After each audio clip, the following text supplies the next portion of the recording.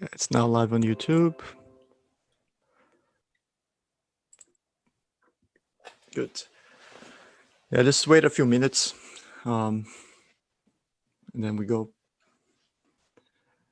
I was trying to get those filters you're showing earlier, Yvonne. I couldn't find them, so maybe we should do this another time. Yeah, it was funny. You mean these?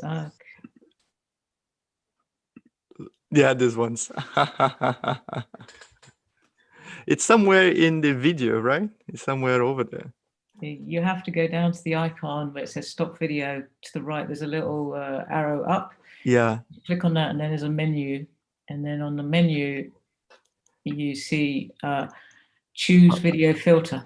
It depends on if you don't have the most recent version of Zoom, it won't show. Okay. You have to download the new version. Got it. Because I have just the kind of the typical. Yeah, no. You need to. Yeah, have the That's cat. That's so yesterday. This one. This is what's happened to us when now we spend so much time remote. We have to have little things to keep us occupied and amuse us. This is one of those interesting applications, right, of a kind of human-computer interaction, right? When you're kind of embedding yourself with a kind of a background that doesn't exist, right? Like you are there.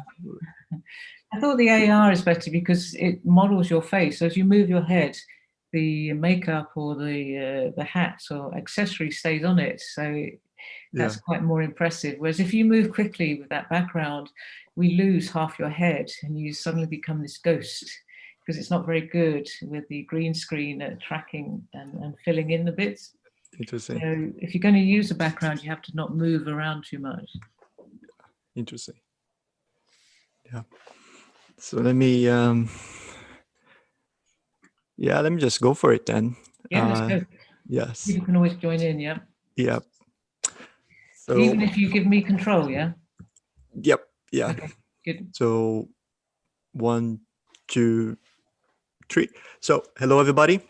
Welcome to the monthly edition of UCL AI Insights. I'm your host, Adriano Koshiyama, research fellow here at the UCL Computer Science Department. Taking place monthly, the series will focus on a range of topics and current debates in the field of AI. Each event will provide detailed insight into a different aspect of AI technologies and will incorporate the views of several leading experts, academia, industry, and government. All of the events will be streamed live on the UCL AI Center YouTube channel with the opportunity for viewers to put their questions to the panel. You can also put their questions here in the Zoom as well. Please subscribe to the YouTube channel and Twitter page for future events. In this series, we will be exploring human-centric AI, the human-computer interaction side, and the ethics side. To talk about this topic, the speakers composed our panel today are Professor Yvonne Rogers. She is a professor of interaction design, the director of UClick, and a deputy head of the computer science department at UCL. A central theme of her work is how to design interactive technologies that can enhance life by augmenting and extending everyday learning and working activities. She is also researching what human-centered AI means in practice. Welcome, Yvonne. The second one is Professor Christoph Lüttiger. He is Peter Losch, sorry for my German, Peter Loch's chair in business ethics at Technical University of Munich. Christopher Lüttiger studied business informatics and philosophy in Braunschweig, Paris, Göttingen, and Berlin. Since 2010, he holds the Peter Loschke, sorry about that, chair in business ethics at the Technical University of Munich. In 2019, Lüttiger was appointed director of the new Technical University of Munich Institute for Ethics in AI. Welcome, Christopher. Thank you very much. My pleasure to be here. Yeah. So as again, feel free to ask any questions through the Q&A. And our first host, our first speaker, Professor Yvonne, now the floor is yours. Let me just give you the control. Yes. Okay, thank you very much, Adriana. Let me just share my screen. Yep. So when I was asked to be on this panel, and it was originally going to be about ethical AI, I said, well, I don't really know that much about ethical AI. Could we talk a bit about what I am working on, which is humane AI? And so I convinced Adriano to broaden out the panel to be thinking about both ethical AI and humane AI. Oops, let me just go like that. And so let's start with what ethical AI is. I mean, it's a hot topic. Everyone's, talking about it. There's that program on Netflix that is, got lots of attention about social dilemmas. So when you ask people, you think, well, perhaps in a nutshell, it's what's right and what's wrong in AI in terms of the design of technology and the use of technology, and the principles behind the design of these technologies and the set of values that we have that underlie what we think is right and wrong. So that's kind of like the umbrella, at least my understanding of it. And then, but when you ask people for specific examples, there usually are three things that come to mind. First of all, XAI, which is explainable AI, has very much been a hot topic for the last 2 or 3 years, thinking about how you can get AI algorithms to explain themselves and make it more transparent as to how they work. And there's lots of research on that. Another one has been to do with unconscious bias and the way in which various databases or algorithms work might be introducing biases. And we've seen this in facial recognition software that biases against certain ethnicities when they're recognizing faces. And then there's the classic trolley problem, which I won't go into, but it's been very much coming from philosophy, the armchair thought experiment, which I've always found impossible to answer, but it raises some important issues. So I think when I was doing some research about ethical AI, I came across a really good article by Vincent Muller, who's in Stanford, called The Ethics of Artificial Intelligence and Robotics. And he covers in that all sorts of topics that are considered to be ethical AI. And I don't claim to be able to cover nearly half of those. And I also think Christoph will be covering more. So instead, what I'm going to be talking about today is a newly emerging approach, which is called humane AI. And what is humane AI? Well, it combines human-centered design, which is what my field is, with AI research. And it tries to investigate what is considered to be acceptable and unacceptable, both socially in terms of privacy and other values, as to what the general public and governments and different user groups think.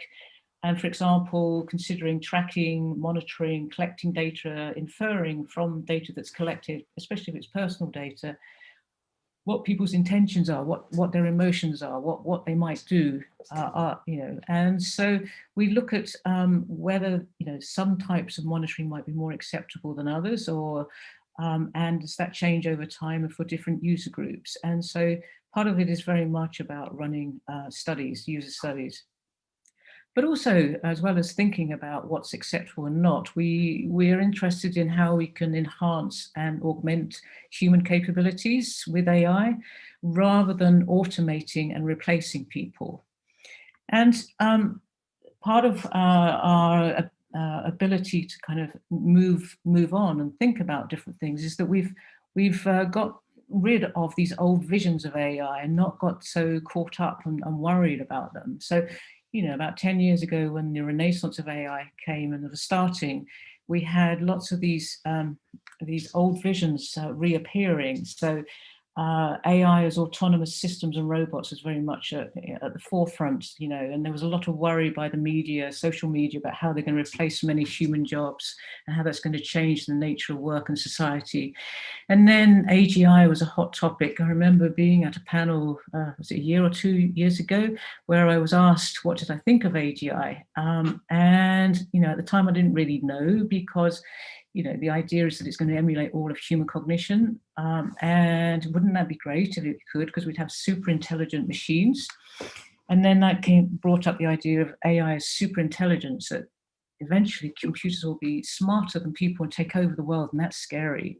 So if we can just put these to the side, these old visions of AI, and not concern ourselves too much with them because they're quite dystopian, we can start thinking differently. And we can do that by arguing that human intelligence is way too complex and poorly understood to be replicated in the near term. So let's preoccupy or busy ourselves with other goals.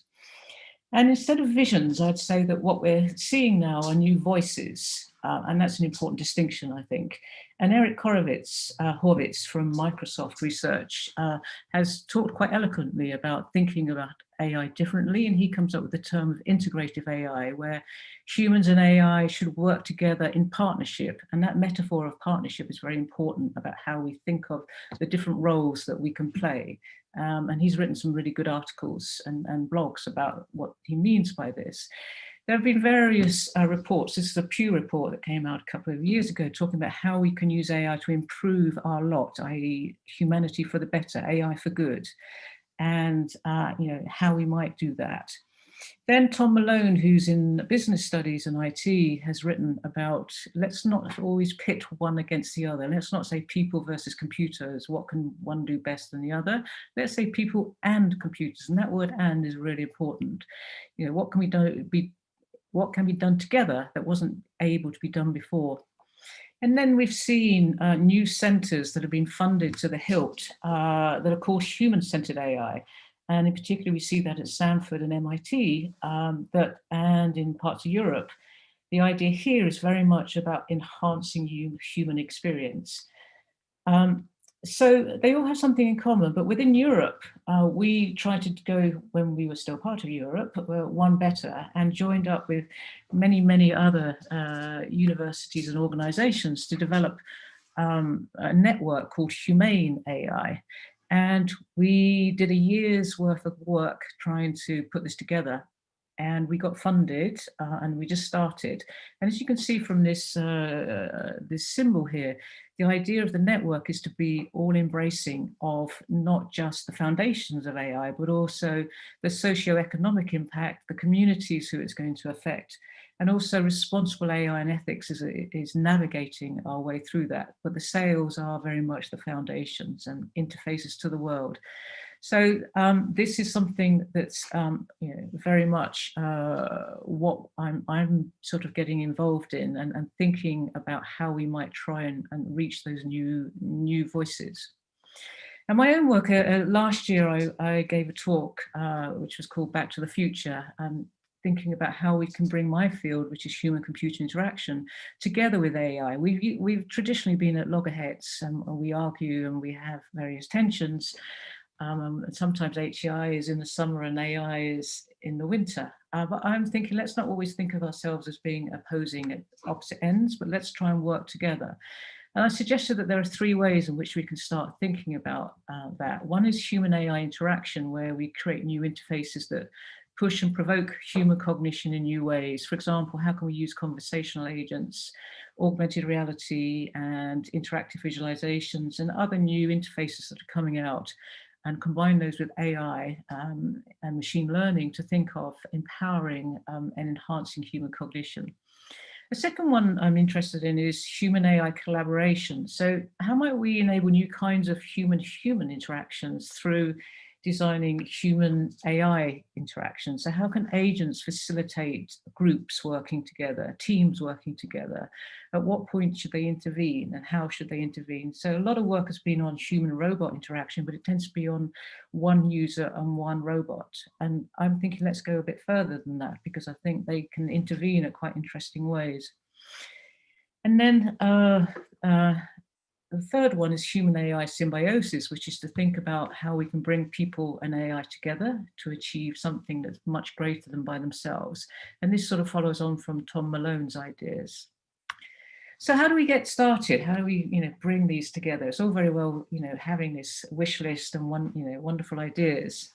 This is, by the way, a mirror at the Exploratorium, which is fascinating because it turns you upside down. But here I'm thinking, do we turn upside down our research agenda, or do we start differently? I think there are many ways, and Ben Schneiderman, who's an HCI researcher who's been writing about HCI and AI in the last year, has said, let's come up with new frameworks that can broaden out what we do. So many of you will be familiar with this one-dimension framework that's been used to think about autonomy, and in particular autonomous vehicles, where you have 10 levels. One is the lowest, which is where the computer offers no assistance at all, and the human is in control, versus the highest level, which is 10, which is where the computer decides everything and acts autonomously, ignoring the human. And as our autonomous car technology develops, it's pitted against one of these levels. I think, there's a suggestion that Tesla is at number 4 now. But anyway, it's just thinking about going up the ladder. And Ben Schneiderman says this is quite a limited way of thinking about how we frame autonomy. Can we think differently? And he proposes, let's think about 2 dimensions, where you don't just think about going from low to high in autonomy, but you also think about human control, how you can go from low to high. And he talks about this for different application areas. And this one is for how we might design pain control devices. And at the low in the left-hand corner, you can think of the old-fashioned morphine drip bag that is very much about the human controlling it. There isn't any automation. But if you go towards the right, you can have automatic dispensers, whether it's done automatically, the computer decides. And then if you go up to the right, the left-hand corner, you can have high human control, but low computer automation, where the patient might guide the dispenser. If they're in great pain, they might suggest or ask for it to be increased. And then on the right, you've got a patient guided and clinician guided, where you've got both the human and the AI working together. And he argues that if you can do that, if you can have high human control and high human automation, you're going to get the best of both worlds, the reliable, the safe, and the trustworthy. So that's an example of thinking how you can go from where within AI, one framework that's dominated thinking, which is the one dimension, to using something that's 2 dimensions, which brings in an HCI design principle of user control. And there are another way of thinking about it is, can we align the goals of HCI and AI a bit better? Traditionally, they've been very opposite. Where AI has been thinking very much about designing robots that are autonomous versus HCI, which is trying to design robots that help the human operator to perform their tasks much more efficiently and more effectively. And you can see that contrast here between Sophia, that's a social robot that's intended to be like a human being, and a Da Vinci surgical robot that's intended to help the clinician or the surgeon do much more precise surgery.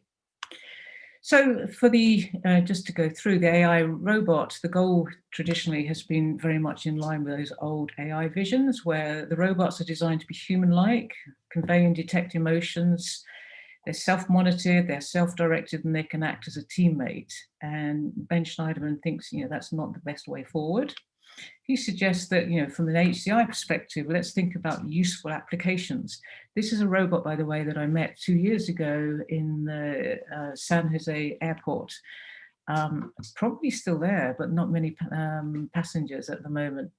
Anyway, the idea here is when you're designing robots, that they should be very much in line with old HCI goals, which is to make our lives safer, less burdensome, easier, and more informed. And so we should be designing robots like this one to do the above by providing a useful service, but also to have both high level of automation, so the robot can move around, and it can also enable user control. The user can select things from it. So trying to combine those 2 again. But I'm suggesting that maybe we can think of a human AI goal that's not just HCI or AI, but we think of designing robots or agents not as emulator or tool, but as collaborators. And this is the idea that they can be a partner, or they can be an advisor or a facilitator or a moderator. So thinking about the role of the AI in a different way, and that can change how we frame it. And importantly, if we do that, we can think about how it can work with us, not for us or to replace us. And I think this framing brings HCI and AI together and raises new design challenges. My own research is working on that, which is thinking about how can we scaffold human-human conversations to trigger different ways of thinking, different types of cognition and different decision-making. And to me, that's really fascinating and interesting because it's really exploring how we can augment and extend what we can currently do. And also part of this is to model human AI conversations, not that we can try and emulate humans in conversations, but where the robot agent knows when to step in, when to suggest, when to explain. And that's quite a different approach than doing natural language processing. So just, I'm going to sort of just give a couple of examples and then finish, which is to think about, can educational robots become more like collaborators? This is my idea of how AI and HCI should come together. So those of you who work in social educational robots will know that there are a whole slew of these robots that have come out. Some of them are quite cute, and some of them are there intended to teach single children things like prime numbers or to play chess. But they're rather limited in what they can do, and there's no comparison whatsoever to real teachers. So they're just there really to motivate the kid. And you can see that in A and C. But supposing we could design these educational robots to be more as collaborators. So if you look on the right there, you can think about how we might design them to do other things, to encourage other social skills, or for example, to share joint attention, turn taking, learn about empathy. We could think quite differently about what skills, soft skills, that we could teach kids. And I think that is a really important departure from how we've thought about robots, AI and education. Similarly, we could think about, care homes. So robots have been, really, there's been a lot of investment in how we can design care robots, particularly to help people who've got dementia. And you may have seen in the news, but there are various pet robots that have been developed. But they're so far limited to being like cuddly Tamagotchis. You remember those Tamagotchis? They were these little pets digital pets that you looked after, and if you didn't, they would die. Anyway, these kind of robots, they're quite simple. There's not much AI in them yet, but they could be. They can be held, they can be stroked, and they purr. And if the patient gets fed up with them, they can, sometimes they do try and flush their pets down the toilet. Well, they can try and flush these down, but they're not going to kill the animal or drown them. So they just can be taken out and put in the washing machine and be reused. But that's one approach at the moment. But supposing we could think about how we design care robots to be different so that they are more like collaborators. So we can think about how they could bring some fun back into people's lives, particularly those who've become lonely and isolated, and a bit of humor. I'm going to show you 1 minute of a video from the BBC where you really can see how this approach might take place. Oh God, yeah, she was the angel of my life, she was.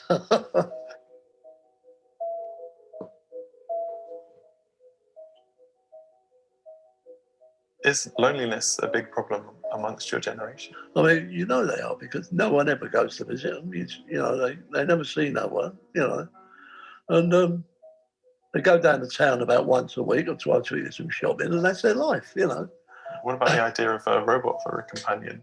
Was that male or female?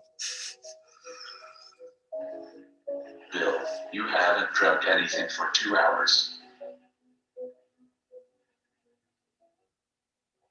Hello, Peppa. Hello. Hello. Hello. Hello. Hello. Hello. Hello. So there you can see how you can program them just to be kind of, be funny, or just to try and get you to laugh. So I just wanted to show you some possibilities, but I want to finish off now to go back to my first premise, which is to think about humane AI. Some of you might be thinking, what's the difference between human-centered AI and humane AI?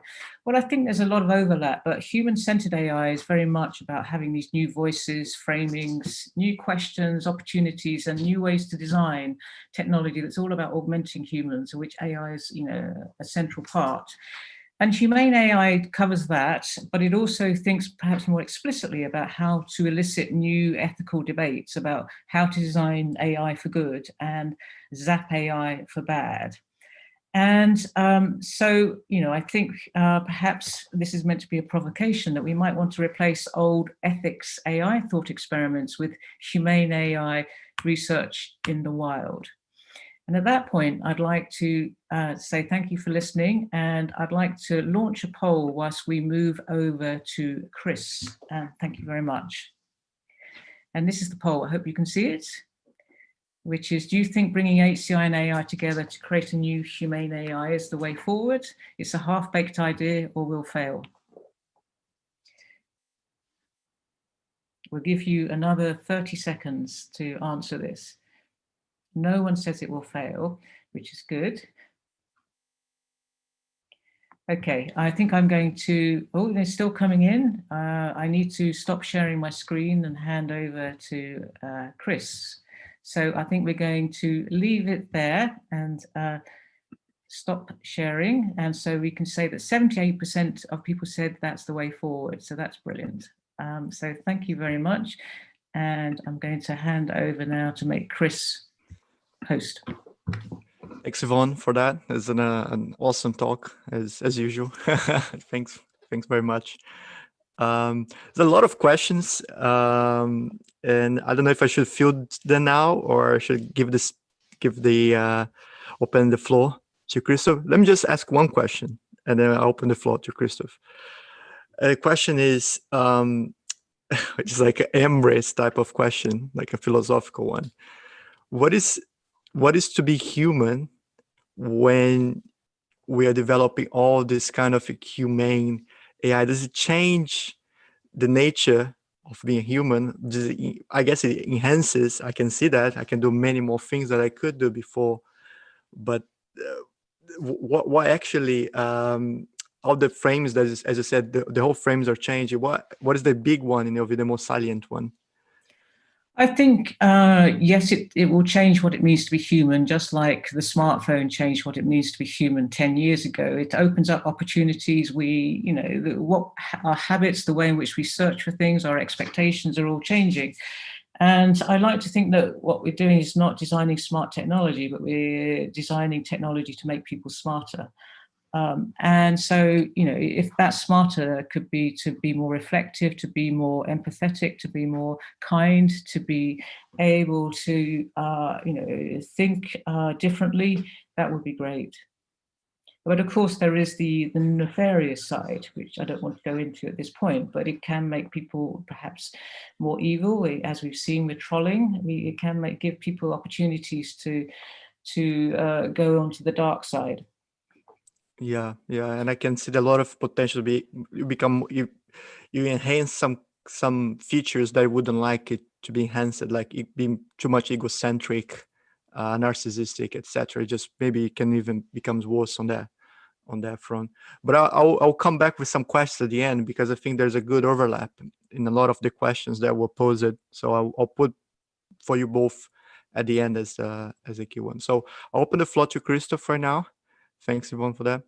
Let me just, Christoph is already the host, so off you go, Christoph. You have to mute yourself, and I have also to mute myself. Okay, can you see my presentation? Yeah, good. So thank you very much, Yvonne, for this very interesting presentation, which actually is quite a good complement to what I will be talking about, since I think a lot of what we are doing over here at the Institute for Ethics in AI is about humane AI research in the wild. And I like that approach. I didn't know it under this term, but I think going away from the trolley problem to those real world problems, I think that's the way to go. So our institute, as has already been said, was launched last year, and what our priority is to generate global and interdisciplinary guidelines for the ethical development and implementation of AI throughout society. Since I believe we have seen now a number of approaches during roughly the last 2 years, maybe a bit more, to develop very high-level abstract guidelines for ethics in AI. And this is all fine and it's good to have, but we need to go beyond that and to find out in collaboration, both with the technical disciplines as well as humanities and social sciences, what does this mean for concrete AI systems? What do we need as guidelines or other ways of ethics input for these systems? And that's what we are actually working on over here. And it was interesting when I was invited to speak here about human-centric AI. This is actually now, since last year, a part of our central vision at Technical University of Munich. Since we have, with our new president who took office last year, we have now installed human-centered engineering as a central point in our new strategic guidelines. And so human-centered engineering also includes parts of computer science as well as other technical disciplines. And that means we will be integrating elements of, in particular, ethics, but also other social sciences into the curricula in these disciplines. And as a part of this overall vision, the Institute for Ethics in AI was launched in last year. Oh, and in general, we mostly use the term responsible AI. Humane AI is also very nice. I like it as well. We're seeing that it is clear, and it has been said before, AI will fundamentally transform our societies. Some people are recognizing it, and some companies are recognizing it. I would even say that it's getting rarer that companies are not at all sensing that they need to do something about AI. But I think some countries are faster here than others. So it's a question not just not whether this societal transformation will take place, but how it will happen and what the repercussions will be here. And so, as I said, we are working towards the goal of ensuring that as many people as possible benefit from the rewards of AI. And what makes our approach particular is that we are working in tandem always. So we have around 40 researchers now in our institute. We have a number of clusters, which I'm going to show later. But in all our research projects, we have a tandem approach, and that means we have one principal investigator from the technical side working together with a principal investigator from the ethics or law or other social sciences, which I think is certainly challenging and has been tried before with maybe less success. But I would say, I mean, we started last year, so I cannot talk about decades of experience here, but as we already see now, this is a challenge that you can take on, and I think the only way to go forward in terms of implementing AI ethics. We also believe that it's important to see this not just as an academic, a purely academic project. And that's why our institute is not just a traditional research institute, but one that is regarding itself as a platform for cooperation between academia, industry, as well as civil society. And that's the way our research projects, or many of them at least, are set up. And that's the way we do certain formats and we form networks. We also have, which is very recent, we also have, since I believe, and this is, I think, totally clear, AI is a global challenge, and AI ethics is a global challenge as well, as is COVID right now. And that's why we recently have formed this as a global network, the Global AI Ethics Consortium, with researchers from the list of institutes that you see here. So including partners in the US, UK, or Japan, Singapore, Australia and a number of others. And we have set up the first research group projects with them now as well, which are starting now in the area of responsible AI in the fight against COVID, which is not just about the Corona apps, but includes many other fields as well. But we will in the future expand the scope of this consortium beyond just healthcare. We also have formed this, maybe just a side remark, the Responsible AI in Africa network. We have found a huge amount of research already going on in the African countries about AI. For example, AI in agriculture, something that is and responsible AI in agriculture, that is something that is often, at least in Germany, quite neglected and not a central point, but there a very important challenge. And just for our outreach, I would like to mention that we are right now developing an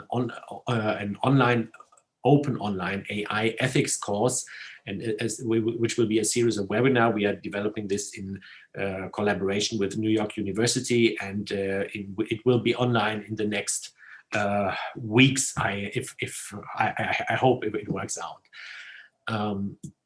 So what our research highlights, and this ties in neatly where I believe are some of the central sub areas of AI ethics now, which are, I will not mention them all, but some of them are obviously mobility and safety, including autonomous driving, which is an important challenge for AI and AI ethics as well. Governance and regulation. We now have the European Commission considering new governance and new regulation for AI. It will be seen. So there are some suggestions now, some proposals, but we will see how this works out in the next month probably. Also, AI and sustainability is a very important topic, since AI systems can improve sustainability issues in areas like, for example, protecting endangered species, or responsible and sustainable land use, and many other areas. It becomes harder and harder to specify areas where AI will not have an impact, I would say. And also, since I mentioned autonomous driving, I think it's, when it comes to humane AI or human-centered AI, it's important to note that this is not just about the risks of, or the ethical risks of AI systems, but also about ethical opportunities of these systems. For example, in autonomous driving, the general ethical idea is that these systems might help save a lot of lives, avoid a lot of accidents, and many more. So, and that certainly would be an ethical goal in itself. But these systems will also need the right rules and guidelines to achieve that. Yeah, this is just our, as I said, our interdisciplinary approach at the Institute. So that you have a rough idea what we do. We have, this is a list of our current projects. We have projects on AI and Earth observation, including the ethical aspects, on autonomous driving ethics, together with the automotive technology people. So we are directly working together with the technology colleagues, a medical ethical advisor system for ethical decisions.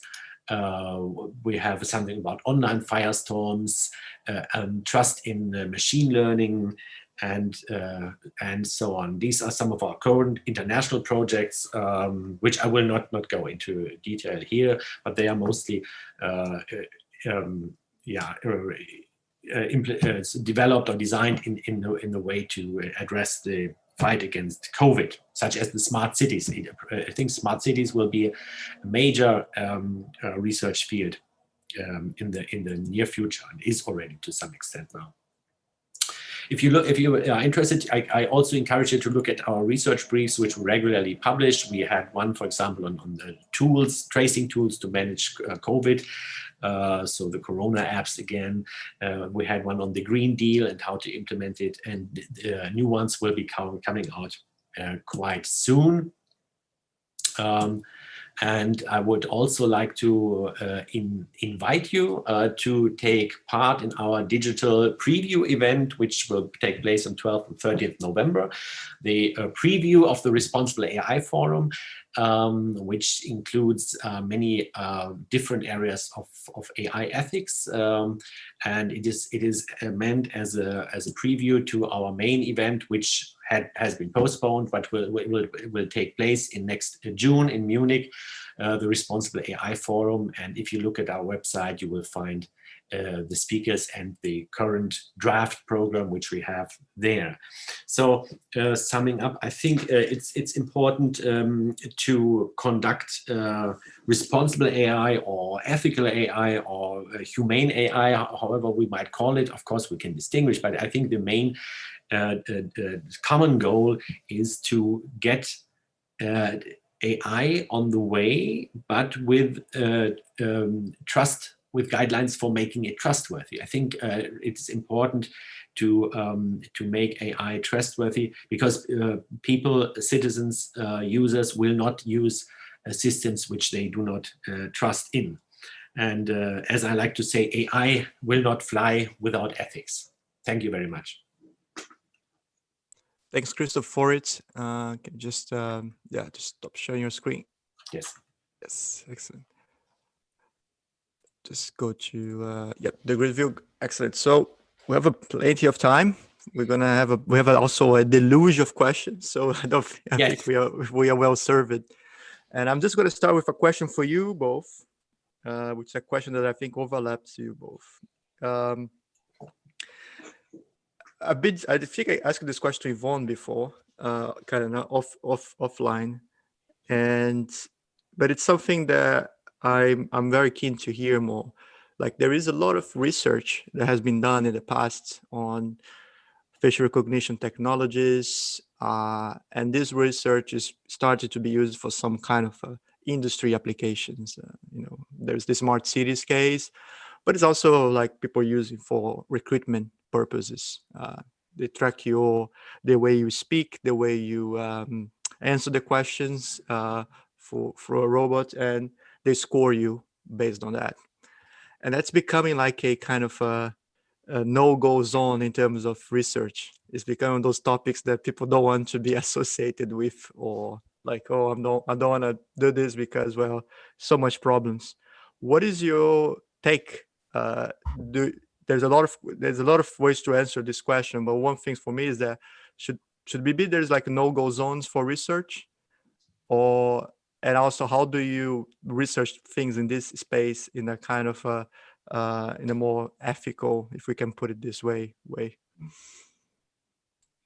If I start, I would say that there should never be no zone go or no-go zones. I think it's really important to do research in these areas about what is acceptable and what isn't. And, in terms of using facial recognition in these application areas, it's interesting to see the arguments that are made as to why it's warranted. So some people who are in this area will say, well, how is it different from personality tests, which, all these other things we do by which to decide whether someone's suitable for a job? And then the same with doing facial recognition online. So if you dwell on something, how is that different from, how for many years we've been using this technology in order to decide what you like, what you prefer, and therefore we should be targeting you with particular ads. So that's the kind of argument they make. And what we have to do is to do research to see whether people mind. And I think if people knew that, just like with their loyalty cards, what's happening with this technology, would they be more accepting if they were to get something back? So, for example, in the job interview, if you're being recorded and then someone with their amazing machine learning comes up and says that person's got is very passionate or is very creative, they might be the person you need. You should turn the tables, and the same technology should be used on the interviewers.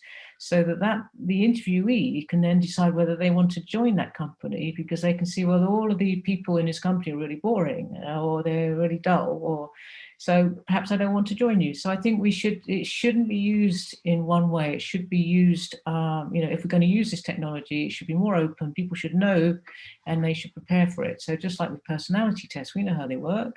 And so people will practice those and answer them in a way that they feel fit. So why not empower people to understand these tools and to use them, rather than to just say, we're not doing research in that area.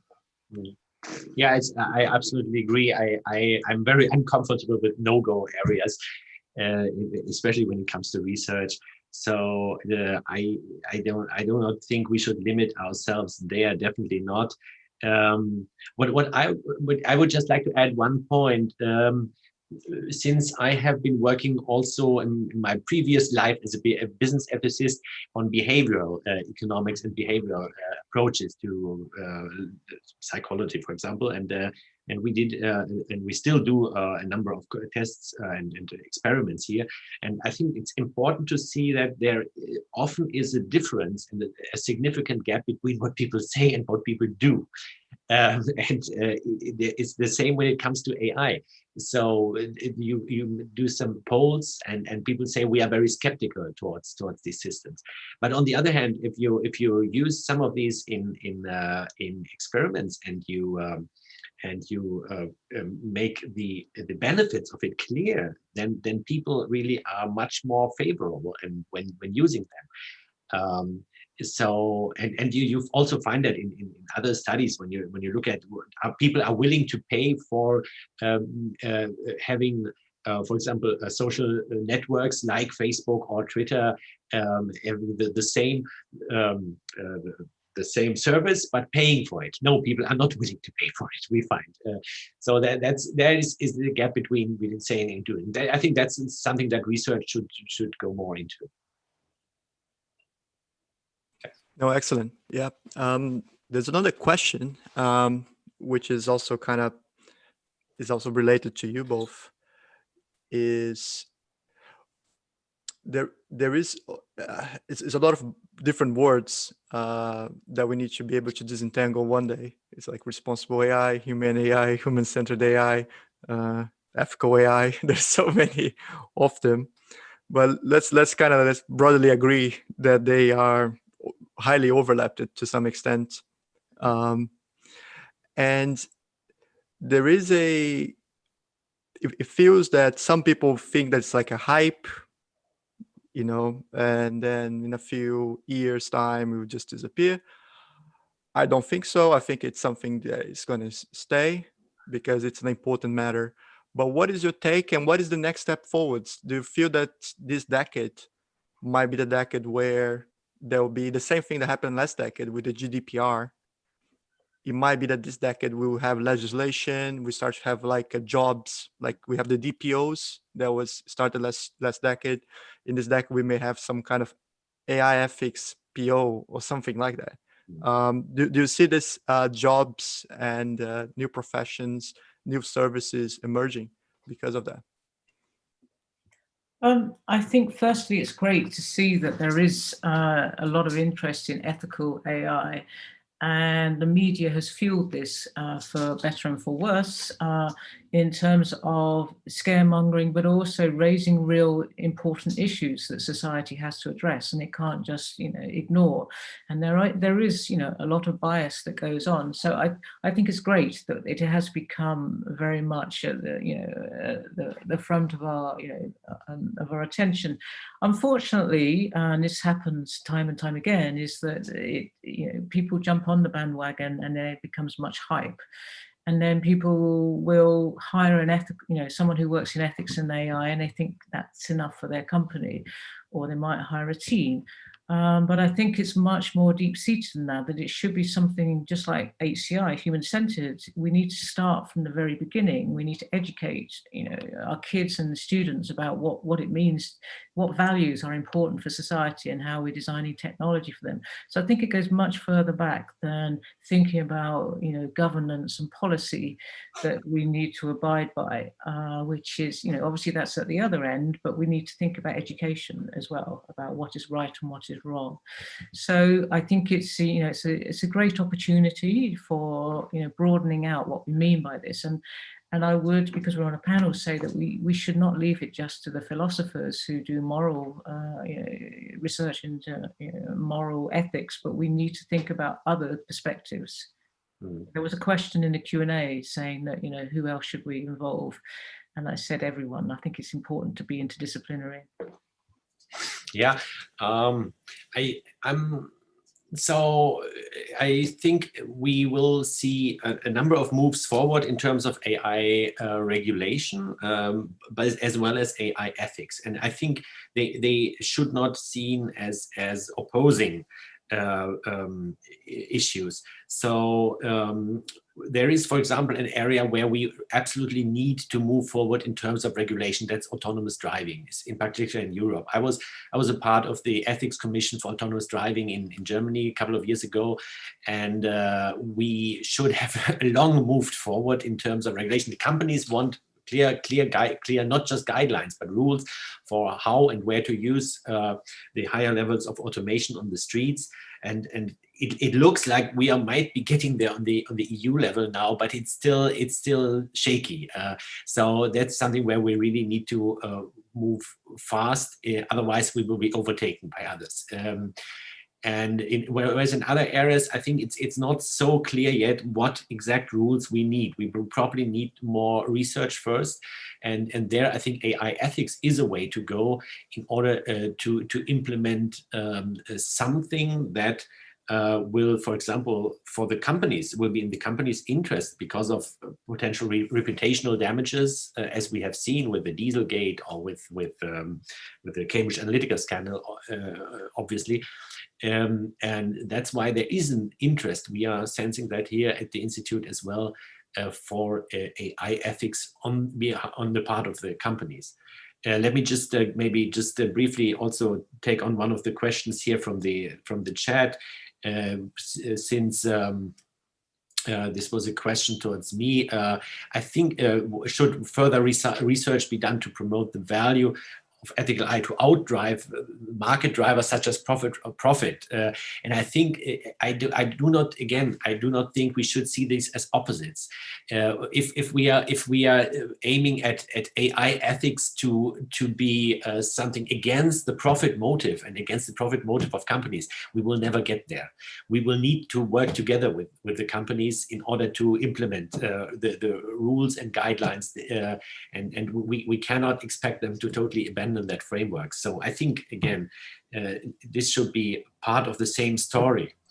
And maybe another question, there was also, do you think AI adoption will widen the gap between frugal and southern countries in Europe?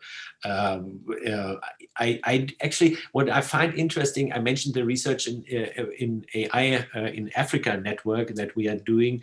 We find that AI is, I mean, there's not such a high technology level. You don't have to be at a very high technology level to do AI. So I think AI will actually be a chance to narrow this gap. Excellent. Just to also put in the some questions, I think direct to Yvonne in this case. There's some questions about related to HCI. HCI is one of those amazing success stories of computer science. It's incredible. And there's some questions about which country within the EU invest more in HCI. How is the kind of the balance between academic research and industry? Can you answer those questions, Yvonne? I've got an aversion to tables or graphs where we compare different European countries, because during lockdown we would see whether we were above or below France or Spain, and now they've returned with a vengeance, and you're seeing that the UK is down here and France is up there. So I don't really, like to think about which country is investing most. I would say that within the UK, I've done my utmost to try and improve HCI funding by sitting on various funding bodies and arguing that it's such an important part. You also see that, right back to the days of Microsoft and Apple in the heydays, how much they realized the user is important. And so they invested heavily in the US. I think I'd like to think that most countries in Europe realize the importance of funding HCI and humane AI. So if I can just mention this network, which is the Humane AI network. We have 60 partners across Europe. A lot of them are academic, but some of them are from industry.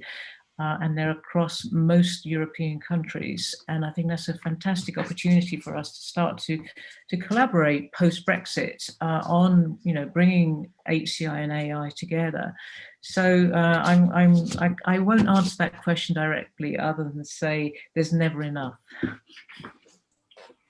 This is I think we're kind of almost running out of time, but I just want to pose a simple question. I think there's a question about what's the best way to prepare for a career in ethical and humane AI. I think there will be not as a closing question, but as a quick question for you both, and then I can make a closing one. Christoph? Well, that's a very interesting question.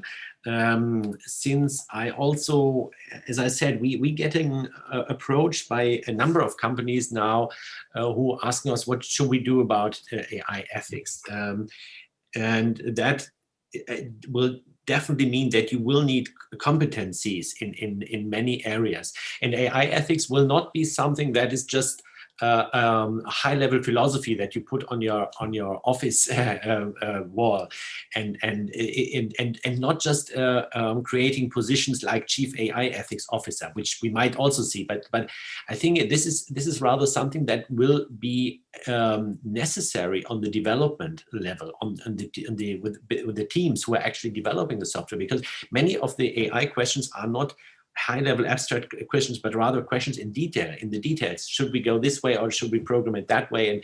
And that's why I think we will definitely see more in this area. Also more jobs. I think in this area we have not yet created a clear career path, I would say, but I would expect this to happen in some way. And as I said, we are developing currently this AI ethics course with our US partner, and it's far from yet being a really a certificate, a career, a degree, but this will take probably one step in this direction. And I think, yes, there are many opportunities in this way. I would just like to say, I think it's a fantastic opportunity for those of you who are interested in this area to write a manifesto about what ethical AI should be, or humane AI should be, or AI and democracy, as someone said. And I think if you're just starting a PhD in AI, you should branch out and do, courses, or branch out to other disciplines. It doesn't have to be, it can be social sciences, it can be HCI or psychology or behavioral science. I think it's a really great opportunity for a new field to emerge, and that you could be at the forefront pioneering this. And the good first step is to write a manifesto, and that from that, challenges will follow and people will get a better understanding. So I think if I was starting over again, that's what I would be doing. Oh, excellent. I just want to pose a final question, and then we just resume our lives, I suppose. If there is it's a complicated question, almost like philosophical question, but if there is an outcome that you would like to see your research bringing in the human AI or in the ethical AI, etc., what would be this outcome you would like to see in, like, playing in the real world or changing people's lives? What would be this clear outcome you'd like to see over there? I'm an eternal optimist, and I always see the glass full. half full rather than half empty. So I would like to think that we could increase awareness about these issues, and that we could get industry to collaborate with academia, and that we could start to do some innovative research in these areas. So I talked in my talk about how we might design AI as collaborators, and to see some advances, true advances that show that we can, really augment human beings in quite profound ways. That would be my dream. Yeah, right.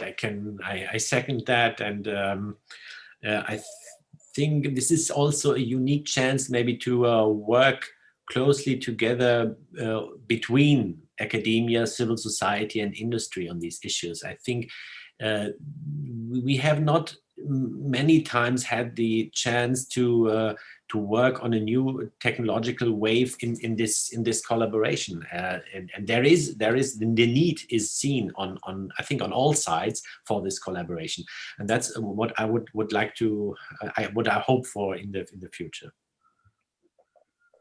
Yeah, I think on this last note, I'd like to thank Yvonne and Christopher for their fruitful participation and insights provided. I'm very sorry that we couldn't answer all the questions in the Q&A. There's plenty of them, and we have two heavyweights in the call, so it's they can keep the whole day answering questions, and we can probably have some afternoon tea over here. But yeah, we have to resume our lives. They're very, very busy people. Yeah. Special thanks for Emre Kazin for the coordination and content curation. Thanks for the UCL AI Center for sponsoring our activities. Please subscribe to the UCL AI Center YouTube channel, Twitter page. Please follow both on LinkedIn, Yvonne and Christopher. They're very active leading researchers, and it will be great to keep supporting their research. Our next event is planned for the 26th of November on AI governance, theory and practice. Please keep in touch, and we will advertise more details shortly. So goodbye all, and see you soon. Bye. Thanks. Take care. Thank you.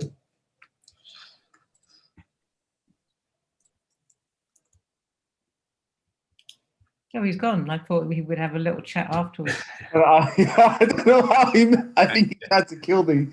I think he tried to stop it. I should try to. Sorry. Maybe in order to stop the recording, you have to quit. I think so. Has he stopped the recording? Yvonne, can we call you on Teams? Should I call you on Teams? No, I've actually got a lab meeting now, so I just wanted to say thank you very much for inviting us. Hope it was what you wanted. It was excellent, perfect. We saw really a lot of there was actually YouTube. We were streaming on YouTube at the same time. Yeah, we're still streaming, Adriano. I forgot to do that. So and there was a lot of people watching there as well, and people posting questions. Yeah, I saw the questions. I answered a few, and I think Christoph did as well. It's very hard to be talking, listening, and reading and writing at the same time. So I think I need to be the host. Can you give me the host, Christoph, so I can just stop streaming? No, I just thought it was really a lot of activity, and it's a big jump in our previous number in terms of people attending. That's great. Got a lot of someone actually posed Not yet. on if we could have a session where it's just question and answers. And I thought that would be actually interesting, maybe on another occasion. What exactly do I need to do right now? Yeah, go to do you see my name, Adriano Koshiyama? Yes. Yeah, you click on that, and then it says give host.